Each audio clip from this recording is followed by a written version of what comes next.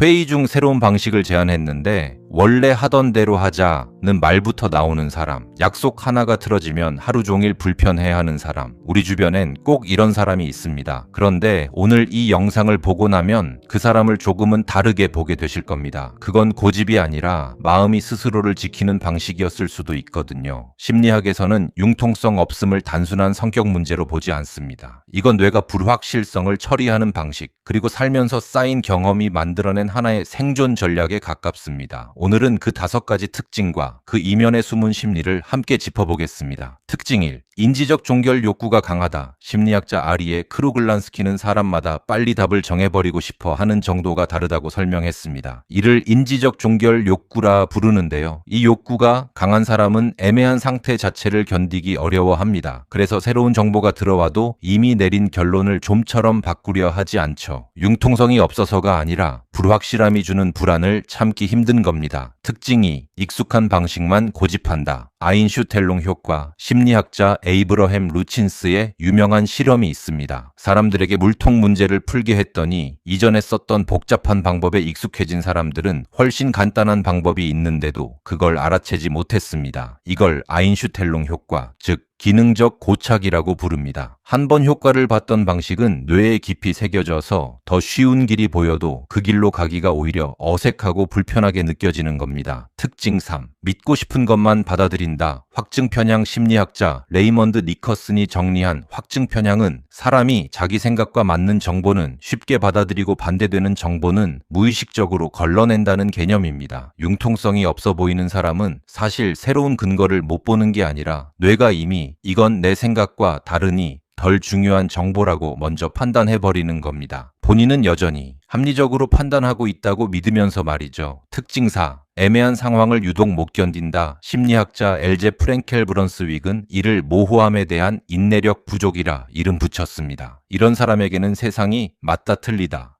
해도 된다 안 된다처럼 명확하게 나뉘어 있어야 마음이 편합니다. 회색지대, 즉 상황에 따라 다르다는 답을 특히 힘들어하죠. 그래서 규칙이나 매뉴얼에 집착하는 모습으로 나타나기도 합니다. 특징 5. 실패를 곧 내 무능력으로 받아들인다. 심리학자 캐럴 드웩의 고정 마인드셋 개념도 여기서 중요한 힌트를 줍니다. 고정 마인드셋을 가진 사람은 능력이나 방식을 타고난 것, 이미 정해진 것으로 여깁니다. 그래서 방식을 바꾸자는 제안이 들어오면 그걸 틀렸다는 지적으로 받아들이고 방어적으로 반응하게 됩니다. 변화 자체가 아니라 변화가 암시하는 내가 부족했다는 메시지가 두려운 겁니다. 그렇다면 왜 이렇게 됐을까? 이 5가지를 관통하는 하나의 뿌리가 있습니다. 바로 예측 가능함이 곧 안전함이라는 오래된 믿음입니다. 어린 시절 변화가 잦고 불안정한 환경에서 자랐거나 실수했을 때 크게 혼나거나 비난받은 경험이 반복되면 우리 뇌는 익숙한 것은 안전한 것, 낯선 것은 위험한 것이라는 공식을 만들어버립니다. 융통성이 없는 게 아니라 통제할 수 없는 상황에 대한 두려움이 유독 큰 겁니다. 그런 사람과 잘 지내는 법, 그러니 이런 사람을 만났을 때 왜 저렇게 꽉 막혔지? 라고 답답해하기보다 이렇게 접근해 보시길 권합니다. 첫째, 변화를 한 번에 제안하지 말고 작은 단위로 나눠서 제시하세요. 둘째, 네가 틀렸다가 아니라 이런 방법도 있더라는 식으로 기존 방식을 부정하지 않으면서 새로운 선택지를 곁들이세요. 셋째, 그 사람의 방식에도 나름의 이유와 노력이 있었다는 걸 먼저 인정해 주세요. 존중받는다고 느낄 때 사람은 비로소 마음의 문을 조금 엽니다. 융통성이 없다는 건 결국 더 이상 상처받고 싶지 않다는 마음의 다른 표현일지도 모릅니다. 그 사람을 바꾸려 애쓰기보다 왜 그렇게 됐는지 먼저 이해해 보는 것, 그것이 관계를 지키는 가장 유연한 방법입니다.